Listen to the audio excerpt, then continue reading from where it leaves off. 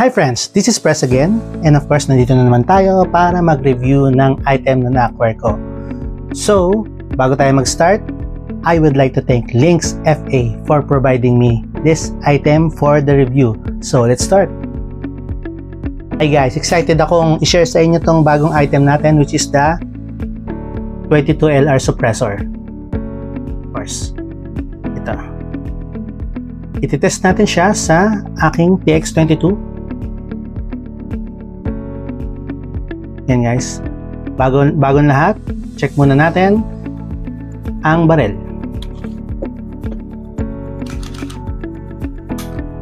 Of course, empty siya. Actually guys, same lang siya ng concept ng mga muffler na sasakyan natin.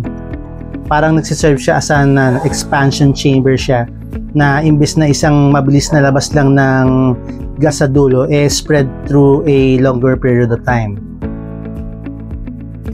Yun guys, same lang siya ng design ng muffler, silencer.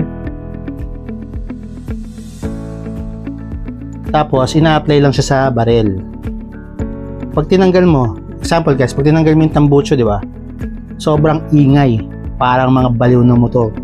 Di ba? So, yun yung purpose nitong silencer na to. So, yun guys, check natin.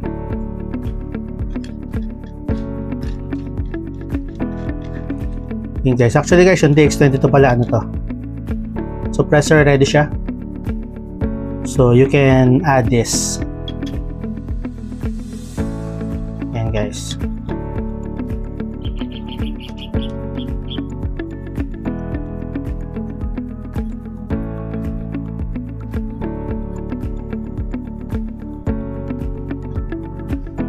Yan guys, diba ang ganda guys? Para akong assassin. Not kidding aside. So yun. So test na natin sa range kung okay ba siya. So samahan niyo ako. Hi guys, nandito na tayo sa Makati Cinema Square at samahan niyo ako mag-test ng suppressor and of course yung bagong ear-map natin. Hi friends, this is Press again and I'm about to test a TX22 kung wala siyang suppressor. So check natin. Pare.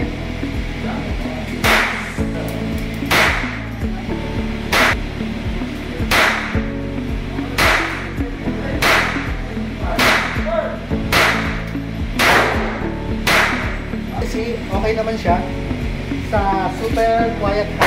So test natin kung yung kung meron naman suppressor. Hi guys, this is Press again and naka-install na sa TX natin itong suppressor. Tingnan natin kung anong difference.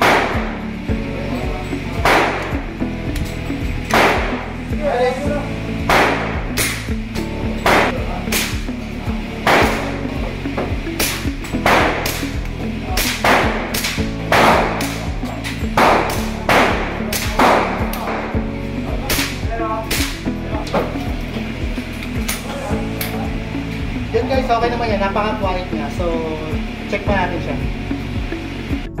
Guys, this is Press and of course, yun, na-test na natin yung suppressor na dala natin. So, okay naman siya.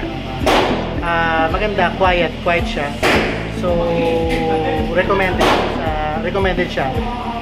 Kanya, nasusurpress niya yung bala niya super quiet. Quiet pa sa suppressor. So, okay.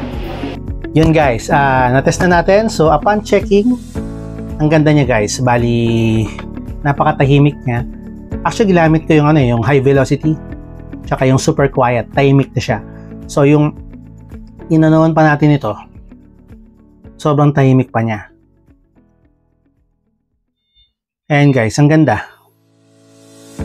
Gandang nice to have collection. And of course, okay din sa mga ito specifically to, pang 22LR lang to. Pero meron pa itong mga available na 9mm or 9mm or 45. So, yun. Pick your poison lang. So, yun guys. Ganito lang. So, thank you guys. This is Press checking 22LR suppressor.